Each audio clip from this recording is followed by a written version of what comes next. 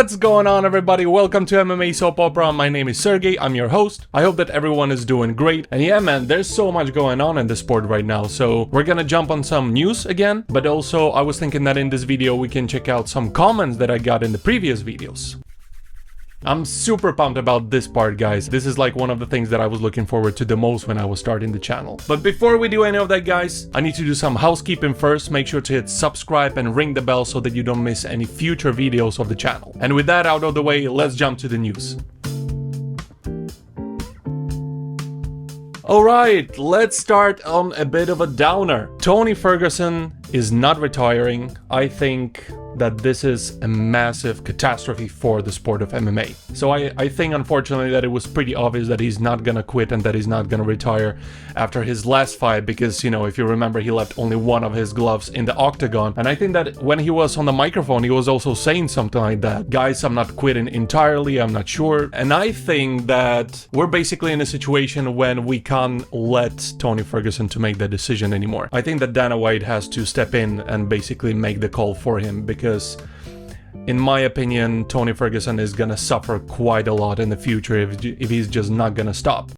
Because like in the past couple of fights, man, he suffered some serious damage, especially that knockout that he suffered against Michael Chandler. I thought that was so scary, man. And I think that we just need to kind of ignore the pride of the fighters a little bit and just make their health the #1 priority, because this guy is clearly the biggest danger to himself. And besides all that, if we would just put aside this health situation of Tony Ferguson, I think that if you just straight up look on his results, you know, on the statistics, there's no way that any other fighter would be still in the UFC with the score like his, right? The dude is 40 years old and he had about 7 losses?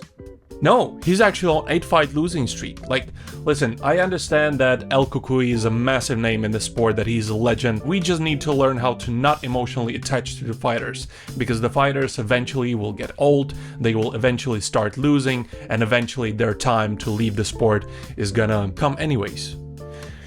So yeah, man, I think that this is pretty terrible news that Ferguson is coming back. And he's actually not the only fighter who is talking about a comeback. So this morning I read about Cucuy Cerrone, who is 41 years old. He's been out for like what, 2 years at this point, something like that, right? And he just started talking about coming back to MMA as well. Dude, in the previous video we just talked about Nick Diaz. I think that this is exactly the same situation. It's quite possible that Cucuy Cerrone sees this as the only thing that he's been good at, so he feels like he's quitting maybe a little bit too early. But man, this is such a terrible situation. And I would be surprised if I was the only one thinking that coming back for Cucuy Cerrone is a good idea. Alright guys, let's move on to the next topic. So, Conor McGregor versus Dan Hooker. I actually talked a little bit about this potential fight in one of the previous videos when I thought that for Dan Hooker to think that he could get a Conor McGregor fight was a little bit foolish. But it seems like there's more and more people talking about it right now, and I know that even Dana White kind of liked the idea of this fight. Dan has been walking around doing interviews with people, and a lot of the interviewers were asking him about it, so it seemed like he's really trying to push for this thing. Alright, man, if you really think that you can get the fight, sure, go for it. But I think that Conor McGregor is fairly known for his sudden changes of heart. Like, for example, do you remember one of his old quotes about partying? Partying is weakness for the soul, my friend, so I try and avoid it. Yeah, man, I still think that this is kind of foolish. I don't think that Dan Hooker is getting a Conor McGregor fight. Let's just speculate a little bit. If Conor McGregor would fight someone, who would that be? I think one of the good options would be, for example, Nate Diaz. Nate Diaz was talking about coming back to MMA and coming back to UFC. And of course, their trilogy would be massive. Then let's say maybe Dustin Poirier again. I know that they fought several times already, but I think that McGregor would be able to twist the situation in a way that it would seem that the last fight basically doesn't count, because he had compromised ankle and because of that he broke his leg during the fight, not because of something that Dustin did. Oh yeah, then there is a Michael Chandler, of course. How could I forget? But yeah, I think that that boat has already sailed. What do you guys think? Do you think that there is another good matchup for Conor McGregor? So rankings as we know them right now are possibly about to change because Dana White had a whole lot to say about them lately. To be frank guys, I'm not quite sure what is the exact issue that Dana White has with the rankings right now. So he just did a post-fight press conference after the Dana White Contender Series. And over there he was talking a little bit about Khalil Rountree, about how Khalil Rountree just had a badass fight against Alex Pereira and he's still ranked at number 8. And it seems like Dana White's argument is that Khalil Rountree did really well, that he was winning on the scorecards, and even though that he got knocked out, because he was doing well, he should go up in the ranking. I'm not really sure that this is logical. Like, in my opinion, this shouldn't be that big of a deal. So if you are number 8 and you're fighting against, let's say, number 3, and you defeat that guy, then you can take his spot. You can take his number 3, and then the rankings are gonna move.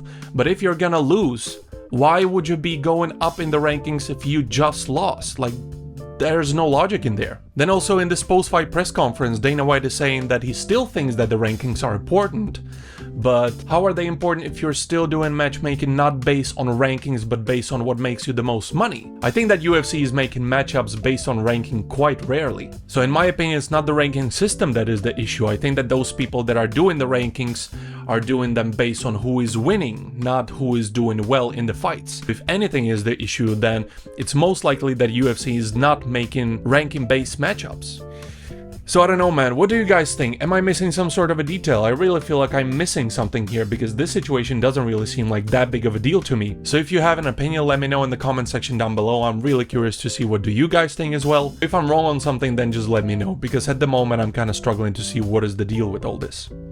Alright guys, the next topic. Khamzat Chimaev recently released a new footage of him training, and I gotta say, I think that in that training footage he looked really good. Obviously he has a fight coming up on UFC 208 against Rob Whittaker, and man, I think that this is one of the biggest fights of the year. I think this is one of the most anticipating fights of the year as well. Basically, this fight is gonna show us where exactly Khamzat Chimaev is, because Rob Whittaker, that guy is a beast, and he's gonna be a massive challenge to Khamzat. I think that Rob has a really good advantage right now because he has already been training for Khamzat for like what, 5 months right now. They should have had a fight in like June or July or something, and Khamzat pulled out of the fight because of some health complications. And Whittaker fought against Aliskerov. He really put on an incredible performance. Just the fact that Whittaker fought and won against Aliskerov on the short notice, I think that is going to give him a really good boost. And because Whittaker now had much longer time to prepare for Khamzat, I think that that is going to give him only a massive advantage.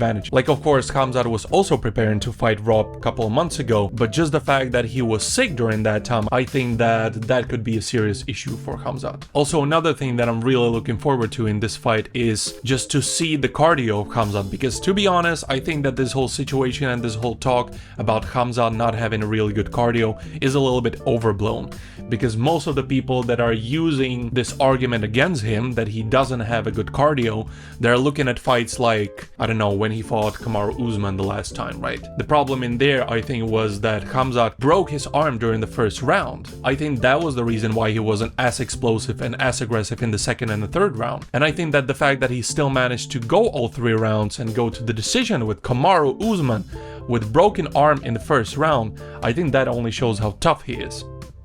Alright guys, this would be it for the news section of the video, and right now I want to check out some comments that I got in the previous videos. So starting with Paya CZ7. Thanks man for the comment. I think this is one of the very first comments that I got on my YouTube channel, and he's writing, "Congratulations on your YouTube channel. I'm looking forward to the new videos." Thanks a lot man for the comment. This is the kind of pep talk that I'm needing right now, to be honest, because running a YouTube channel is much more time consuming than I was expecting, and especially when it comes to the production part of it, I really don't feel like I still have it down, and I think that producing videos is still taking way more energy than I was expecting. And please guys, if you have some feedback and if you think that some things could improve on this channel, please let me know. I'm really gonna be considering pretty much every single feedback that I'm gonna get, because I'm hoping to improve this thing as much as I can. But yeah man, thank you very much for this comment. So the next comment is from the guy named...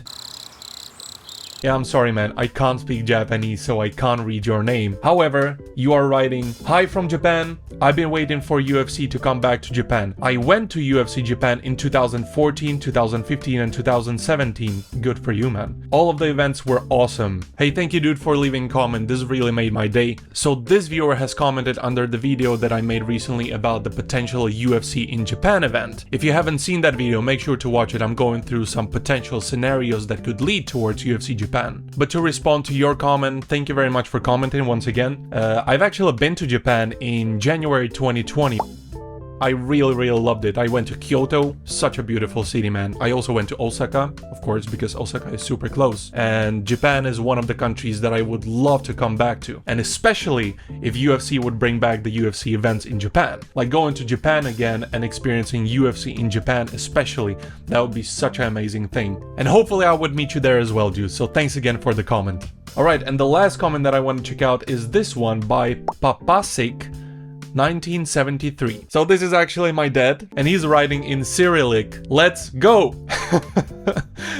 This is it for now, guys. Thank you very much for leaving the comments. Thanks, Dad. Once again, like I said earlier, this is one of the main reasons why I wanted to start a YouTube channel, because I really wish to engage with people that are also interested in MMA and UFC, and having you reacting to the videos, sharing your thoughts, your emotions, your opinions about the topics. It's really something that gives me a lot of energy. So thank you very much for that.